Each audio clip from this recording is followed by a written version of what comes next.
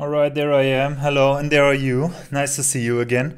I will not even bother you with how long it's been this time since the last video. But anyways, welcome to this one. There are quite a few updates I want to give. So yeah, we'll do multiple videos and release them over the coming days. I think one of the most important ones is a rebranding that we did. And I wanted to yeah, tell you the background of this, why did this happen, how does this happen, and so on, and how did we go about it.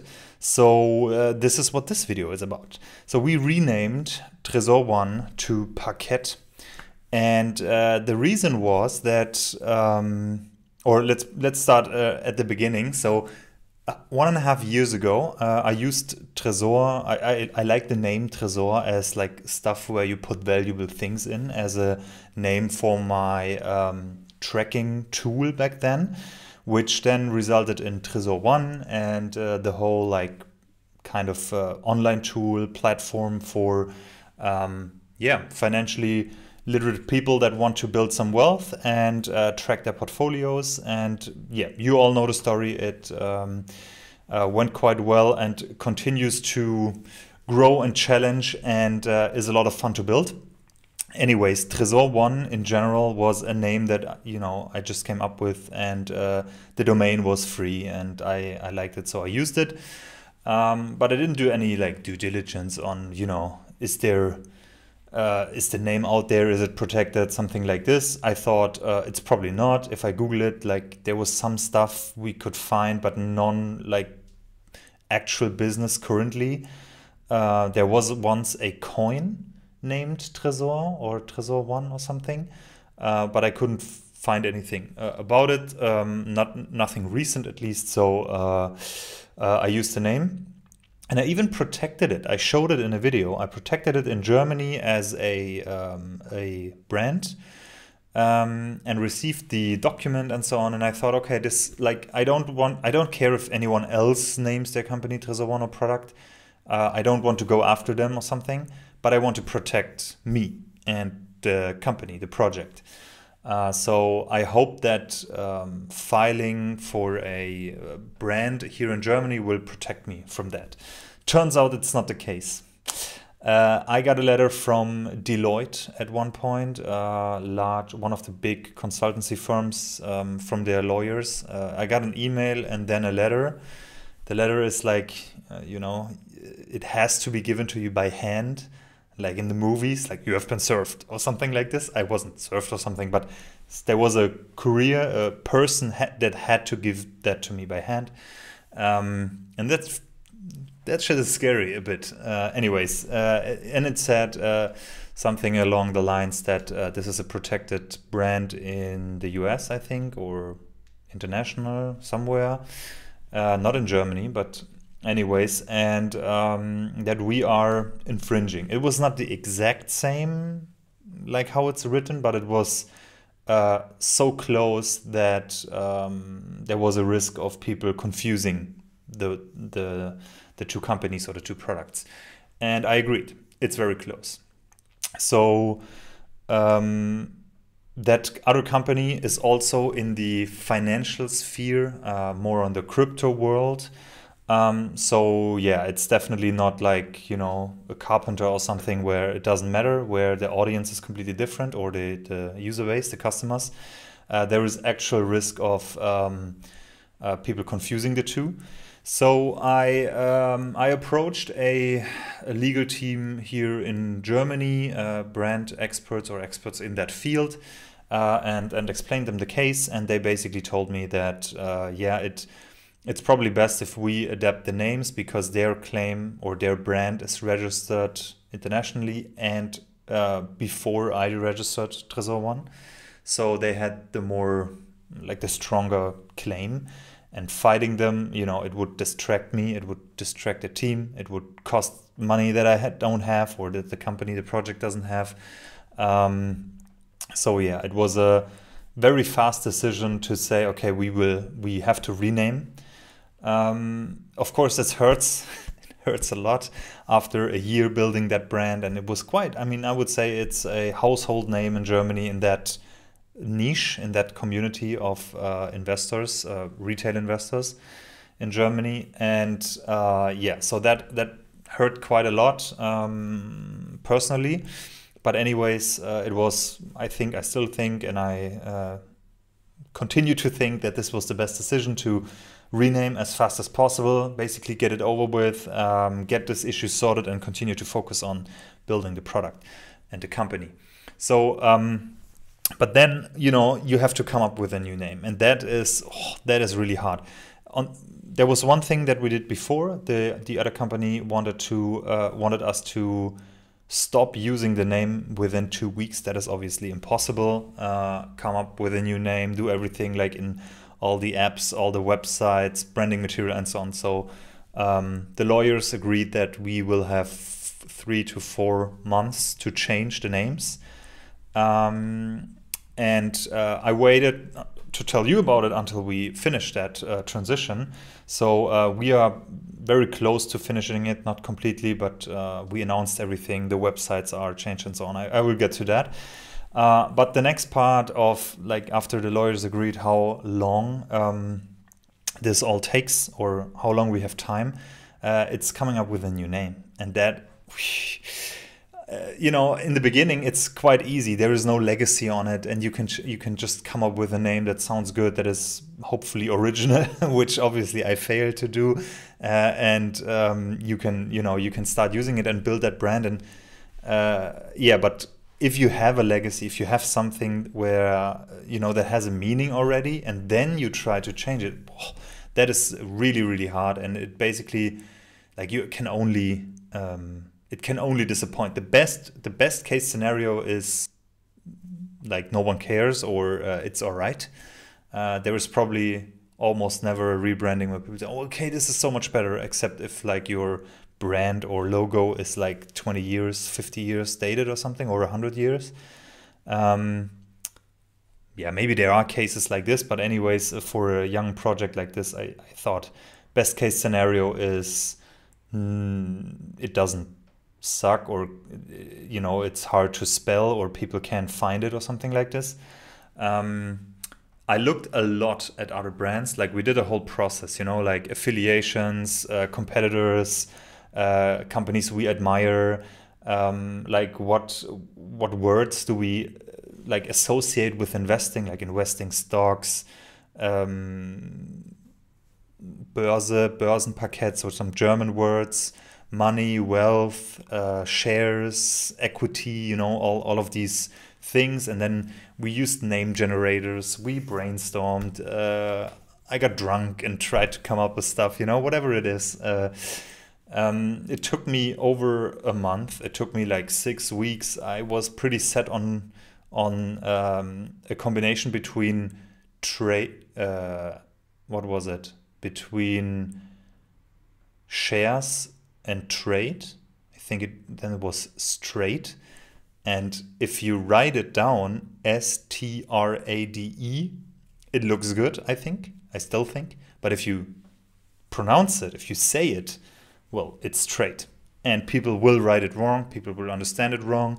It has, you know, yeah. If I tell you the company name is straight, then you also like, what? No. So I was this close to doing that until I pronounced it more often. Also a very interesting fact, if you like work alone from home and write a lot with the team and in the community and so on, you forget to actually pronounce some stuff out loud to hear how it sounds. Yeah, so we didn't do that, of course, and yeah, there were a lot of other names. There were a few things that we thought, or that were important to me, that like criteria that have to be true, like it's easy to spell, it's easy to Google. If you Google, like lots of other stuff comes up. It has to be available, of course. And what else was there? I wanted it short, it should work internationally. It should have some association, even if it's a bit far-fetched, to the financial world, or even if it's just a minor detail, you know. Yeah, things like this. So I found in the middle of the process, I thought about Börsenparkett, the German word, like it's a German term for the trading floor in an exchange. And I liked that a lot, and I thought we can do something with this, but I couldn't find anything. So we moved on, and there were more weeks passed. And at some point, I looked up brand names that were already taken and so on. And basically everything is taken.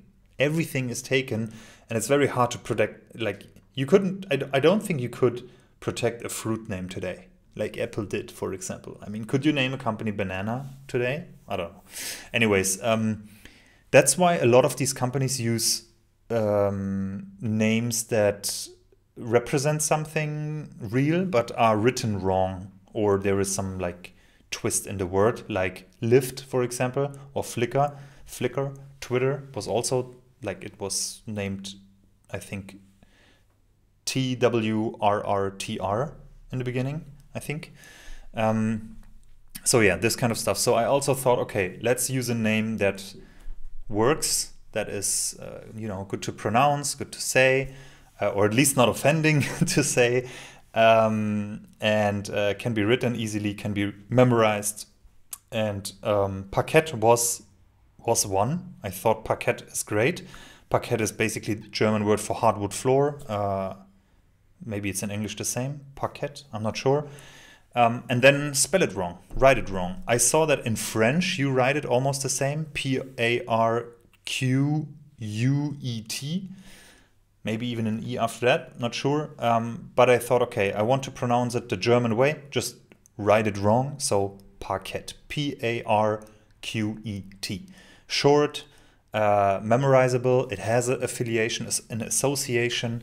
Actually, when I told the lawyers this, and they checked if this is available basically, or if we can protect it in the European Union, which we did, they immediately knew what I was referring to with this, to Börsenparkett, which was surprising to me, but I also thought it's great, you know, then it works. And when we announced it in the community, in the Tresor One, in the Parqet community, they also immediately, or some of them immediately saw what we were referring to. I think we also said it at some point. But yeah, not everyone liked it, which is, you know, that's fine, that's understandable. And we were expecting this.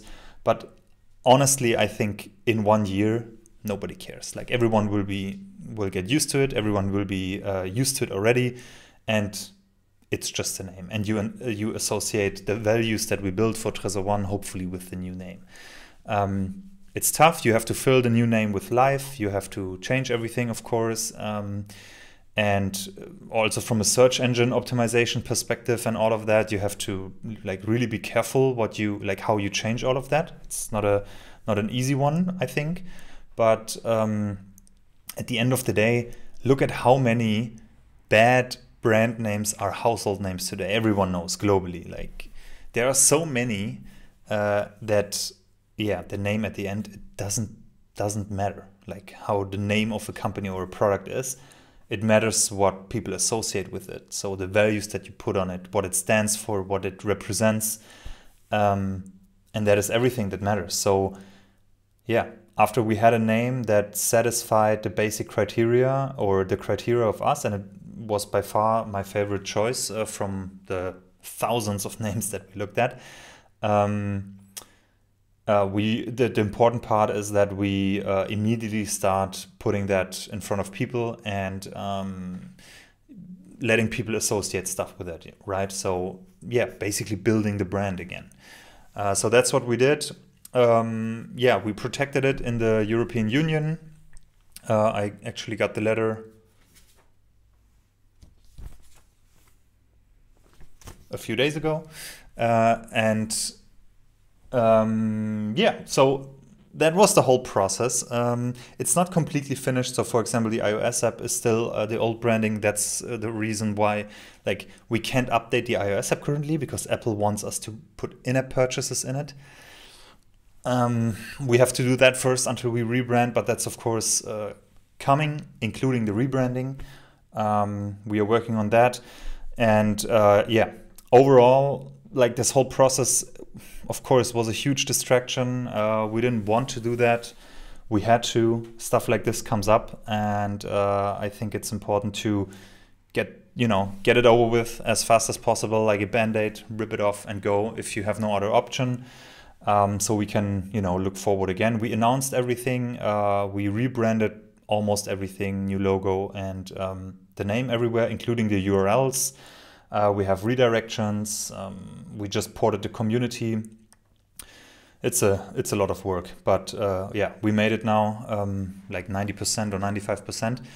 And from a cost perspective, I mean, that might also be interesting to some of you, because this stuff, of course, carries some cost with it. The other company can file, or I think they can get money from you if they want to, or if they really want to hurt you or something. But in this case, we didn't have to pay any. It was never mentioned or discussed anyways, but so the costs that we had, and they were also not low, were the lawyers' costs, but this, of course, you want to have handled by professionals. So I had to pay the lawyers' cost, I had to pay the domains, the new branding and the trademark in the European Union, and that all added up then to, I don't know, 5,000 to 7,000 euros or something. So significant cost for a small project, but it had to be done, and it's over with. With the domains, by the way, I tweeted it when that happened, but I bought basically Parqet.io, Parqet.de, Parqet.com, and Parq.et, a short domain, in case we want to do link sharing in the future, or short links to link to portfolios and stuff. And the interesting part was the .com domain. So I bought the .io domain, I bought the .de domain, and we were ready to build everything on the .io domain, Parqet.io.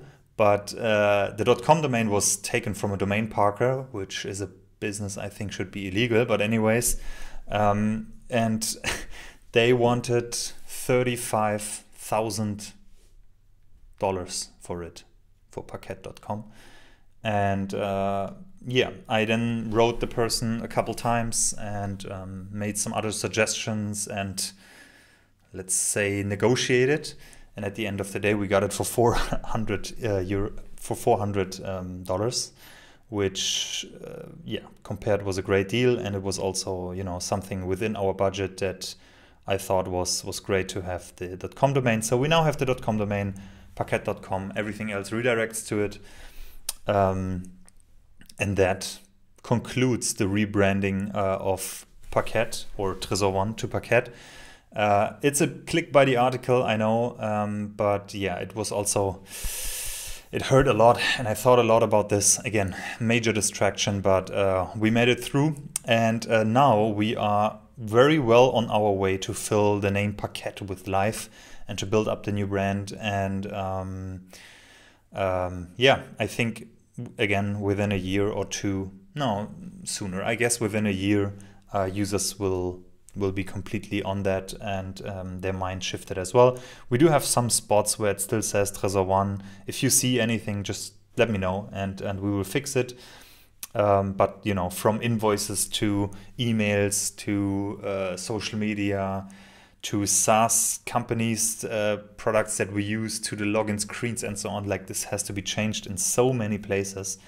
But as I said, 90%, 95% we are through. All right, that should be it with the rebranding and the, all the background behind it. I hope it helped you. If you want to avoid that, you can do the due diligence in the beginning, but I also think it's a bit overhead to do that before you have a running business. But when you have a running business, it hurts to change that. So yeah, maybe some basic check in the beginning is good. If I would have to think, or if I would have to do it again, I would do it the same way I did now. I would not go with lawyers and check everything if I have no budget and want to bootstrap something. If I would have the budget, like if I would have a little bit of funding, 100K or whatever, or 50K, I would probably take 2,000 euros to let a lawyer check and protect the brand. But I would also have to be on a stage where I'm pretty sure that it's, you know, going to be a business and not just something I coded and then nobody uses it. So there is a delicate, like a fine line here when you want to do that, to not have so much overhead and cost before actually having a viable business.